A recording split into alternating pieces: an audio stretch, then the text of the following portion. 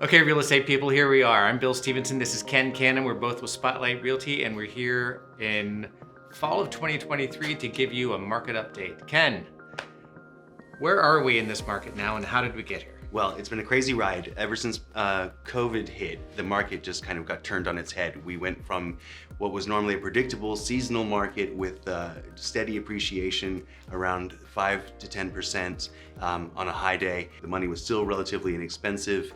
People were their buying priorities shifted. They were looking for bigger places. They wanted to have home offices, that sort of stuff.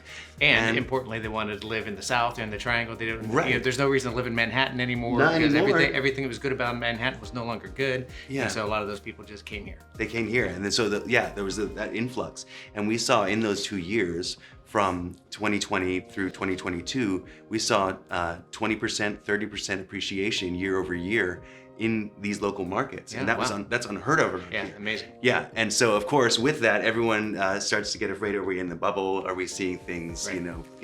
Are we seeing the top of the bubble? Is it going to pop? Yep. And that's just not the case. Even when we saw the interest rates, which normally have a downward pressure, they have a downward effect on home prices as they increase. Even as they began their journey upward last year, we didn't really see that. What we did see was more of kind of like a leveling off of the prices. Yeah.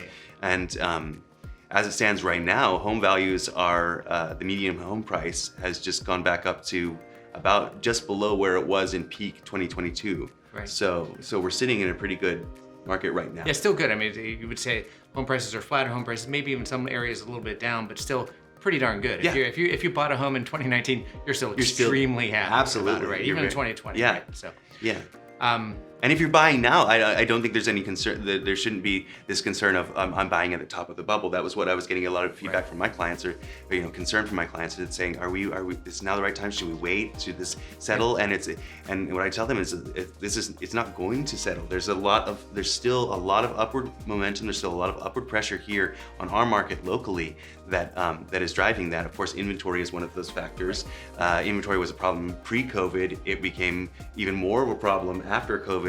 And with supply chain issues and all of that stuff. So really they're playing a lot of catch up with that, and new home construction is starting to catch up, and we're starting to see increases in new home construction sales. However, it's just not filling in the gap. Right. There's still not enough inventory. Right. Yeah. And one of the reasons I think there's not enough inventory, I think this is fairly well established, is that too many people today have mortgages that are an asset to them, right? There's only a 2% mortgage. You don't want to just casually move and change that 2% mortgage into a 7% mortgage in your new home, right? So that isn't really happening. Those casual, like I'm living in the same town and I'm moving to a different place in the new town, those people are not moving. So that's why inventory is such a problem, right? Yeah, that's a huge buy up in terms of premium if you have to go from a 2% to a 7% mortgage. Right, you wouldn't even change your home. You live in the same home and still pay a lot more. A lot more for the same home. But what we are seeing though too now is because we did have that rapid appreciation though, there are more sellers coming to the market with equity in their homes that they can then cash that out and use that as to offset some of that mortgage premium. Yeah, so we're going to get back to that in a little bit, but I just wanted to say, when people ask me and ask us what is the bubble going to pop? Is this a bubble? What's happening here? I always say, well, we don't know the future. We likely know more than you do, but we can't predict the future. However, the axiom always is, just like if you were building a home, if you wanted to plant a forest, the best time to plant a forest was 100 years ago.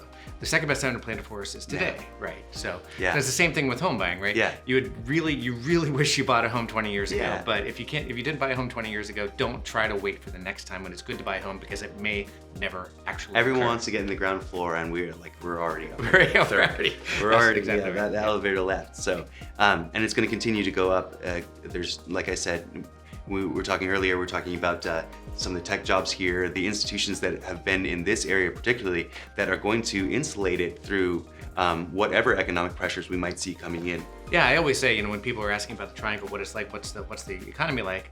I say, well, tech jobs come and go. We're fairly strong with tech jobs. We saw a little weakness a few years ago with pharmaceutical jobs moving out of the area.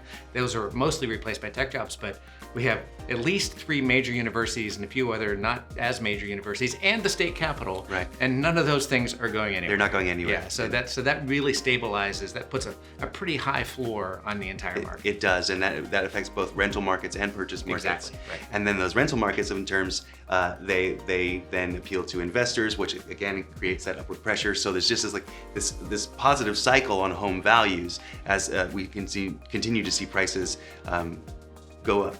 All right, so enough about the past. Let's talk about what's coming, what's in the future. Now, again, we're not soothsayers. We don't have a crystal ball, but we do have some insider knowledge, let's say. So, Ken, what do you see happening in the short to immediate term? Well, I see interest rates continuing to increase, which will obviously have an impact on a certain portion of the buyers. Mm-hmm. Cash buyers are going to be more effective in this market in the fact that they can come in and pay the prices that are required. Right. So we're seeing, I think, more moving to that direction. I also see that new construction is starting to kind of get there. It's starting it's like a slow start, but it's starting to get. We've there. got a long way to go. I mean, we do. The notion is, I think the NAR says that we're 4 million homes short in the country. 4 million homes short of where we need to be in order to have a stable market. So.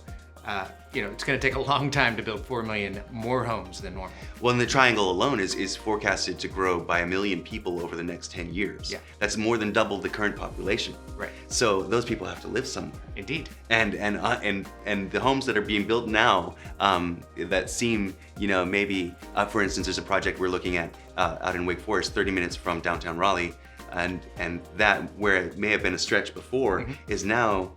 Yeah, no longer a stretch. I no mean, longer many of the most recent buyers I've been working with. So this is a geographical thing, right? It used to be that people coming to town wanted to live as close as possible to Duke University or UNC or to NC State or to RTP. And now people are saying, well, I'll do with a 30, 45-minute commute. So I've sold homes in Mebane, in Sanford, in Efland, and all sorts of places that I had never sold homes in. These peripheral markets. I suddenly have to be an expert in places that I've never been before. Yeah. And a lot of these towns are seeing that increase as well and seeing that attention. And again, with priorities shifting and people wanting different things out of the homes that they live in, those areas become more appealing. Yeah. And that 30-minute drive to somebody who spent, an hour commute in New York, that's nothing for them to come here and do exactly. And in fact, the urbanization that's been happening over the trend toward people wanting walkable homes, places where they really central Durham homes, central Raleigh homes, places like that. I think that trend has slowed down considerably. Maybe that's also a remnant of COVID, right? Because COVID, it wasn't that important. It was actually a downside to living in high density communities, right? So maybe that's what's driving people out a little bit too. That and prices. And some of the new construction is meeting that need as well by creating these. They're not just neighborhoods. They're building, amenities there that supplement those neighborhoods and create actual spaces where people want to be. So, right, indeed. So we're seeing that. In short, I think what we're saying is we're seeing a number of things. Just to summarize, we're seeing inventory levels still have a long way to go before they catch up, right? So that's going to put upward pressure on prices, even as interest rates continue to put downward pressure on prices. However, increased equity in people's homes is going to drive more cash buyers to be able to actually make some moves, and so that's going to improve things. I think you were saying that Lawrence Yuan was saying that things are going to improve by the early 2024. He's he's a very optimistic outlook, which I agree with. But he's seeing things kind of slowing down end of this year, picking back up beginning of next year as a lot of these new construction things start to unfold. The buyers that maybe were shocked by 6-7% interest rates are starting to become more accustomed to them. It's like it's like a frog in boiling water. Yeah, exactly. The temperature goes up a little bit. And okay. So exactly right. And there's talking about in the 80s, if you couldn't do it with 10%, you had no business doing it. So it's all a relative thing, right? And as the market comes to understand that the interest rate is relative and it's changeable, you're not locked into something for 30 years, even though it might be a 30-year mortgage. There's all sorts of strategic ways to go about buying, and that as more people become aware of that, more and more people are willing to step back into the market. Right. So we're saying that again, inventory levels low, more cash buyers, maybe improving in 2024 with more home sales, maybe because of those cash buyers, and outlying areas. People are more and more comfortable now living in outlying areas, and so those places have now become better financial investments for homeowners. Yes, absolutely. Right. So we're going to continue to see that. I think the triangle as a whole is going to continue to see that upward pressure, and the peripheral neighborhoods around those will continue to see that as well. Cool. So we know this is confusing. We know it can be a harrowing experience to try to dive into the real estate market and try to understand it now.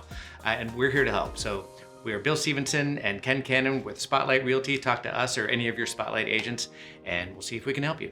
Thanks a lot. Till next time. Bye.